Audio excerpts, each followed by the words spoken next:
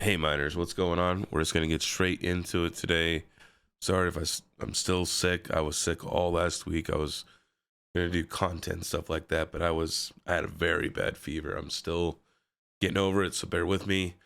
But today we're gonna be looking at some overclocks for the RX 6600. This is actually one of my favorite cards from AMD. It's an extremely low power card. It is super efficient. It does not take lots and lots of energy. To me, this is essentially a 580 or 570 refresh on the new RDNA 2 architecture.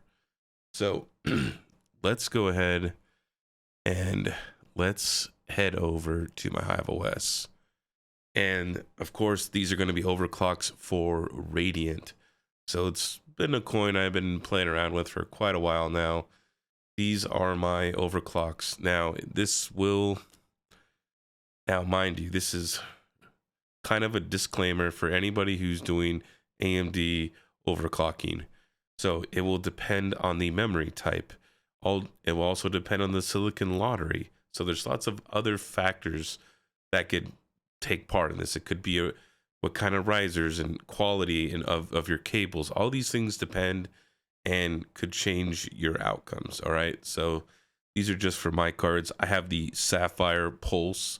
They are Micron, and right now they're doing about 385 mega hash at about 37 watts software, which is roughly about 50 watts at the wall.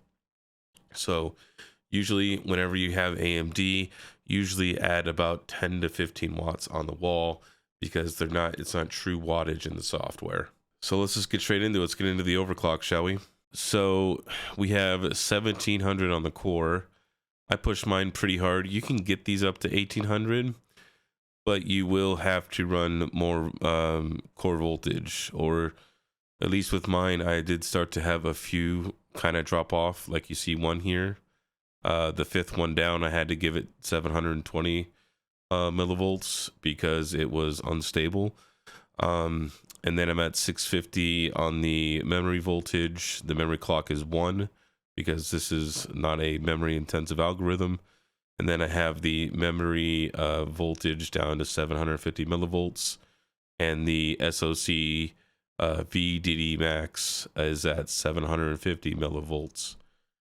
So whenever you guys are tuning AMD cards, they're all going to be different, but this is a good rule of thumb. You can use these clocks as a good, what I would do is I would start 20 millivolts above mine and then start tuning down to my level, because if it's Hynix or Samsung, you could get better or worse results, right? Depending upon these other memory types as well. All cards will behave differently. Some cards may need more power.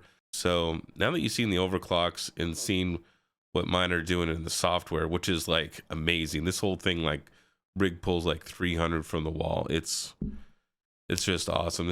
I love these cards because they're so efficient and they draw such little power.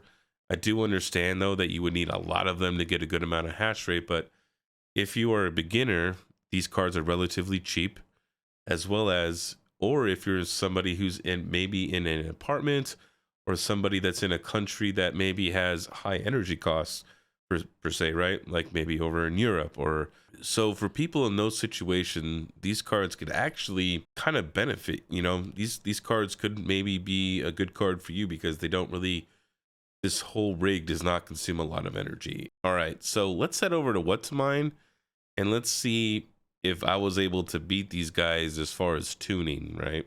So over here at What's Mine, let's go ahead and let's find our 6600. And we're just going to calculate. And it says here that it's doing about 70 watts. Well, I know mine's far less than that. So it looks like here Radiant is the most profitable out of all the coins. So it says you're making about 7 cents a day right now. So let's go ahead and let's change it to what we have, and let's see what happens to our profitability. Because of proper tuning and understanding AMD overclocking, we have almost double the profitability by shaving down 20 watts. We were at 7 cents and now we're at 12 cents. So you've almost doubled what your profit is. And that, I know it doesn't seem like a lot, but when profits are obviously very thin and you're not making a lot, right? That can maybe break between a positive and negative result, right? So every little bit helps here. This is why it's very important when you tune your cards to undervolt them as far as you can go. I'm just going to touch on it a little bit in this video, I guess, is going to be AMD like tuning. AMD tuning it does take time.